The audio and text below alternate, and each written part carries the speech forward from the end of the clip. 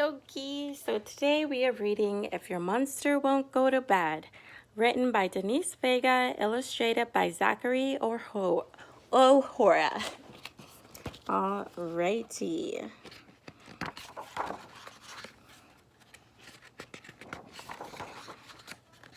Time for bed.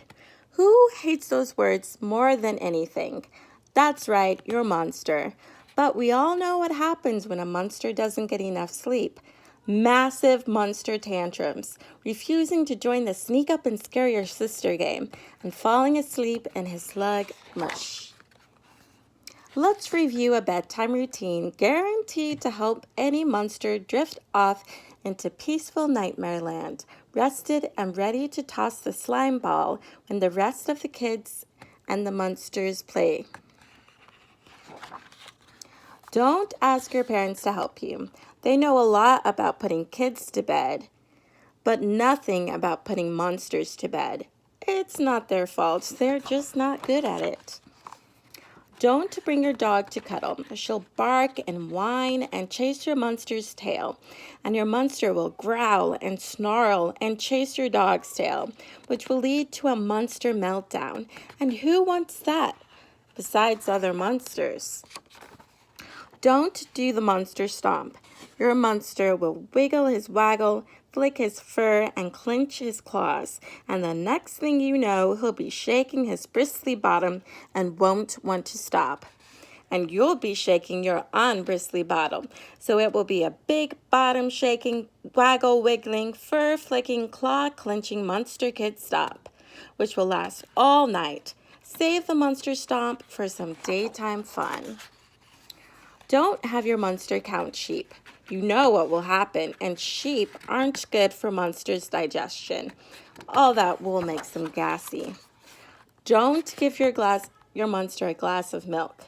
Monsters hate milk unless it's sour and green and smells like dirty underwear. And if you give them sour, green, dirty underwear smelling milk, they'll stay up all night burping sour, green, dirty underwear smelling burps. And who wants that besides other you-know-whats? I know that's a lot of don'ts. So if your monster won't go to bed, what do you do? Step 1. Pour your monster a nice big glass of calming, crunching, oozing bug slime with ooey gooey snail trails. No monster can resist this. And maybe you can't either. Go ahead, take a sip. Step 2. Give your monster an ice-cold shiver-inducing bath to relax him.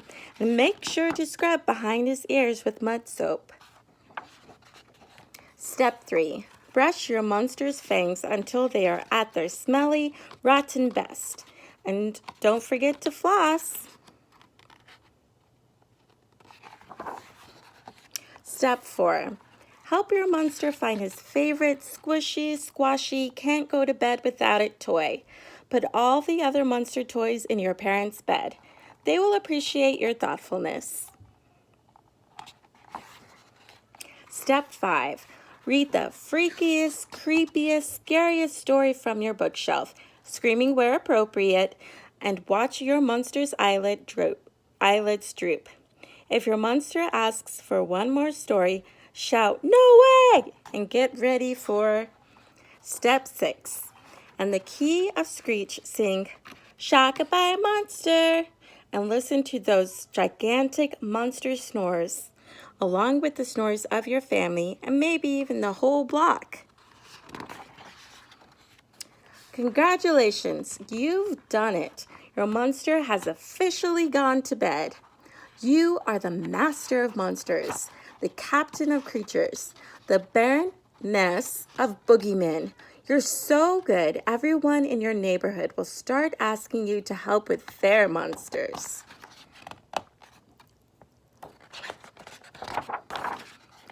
Uh-oh.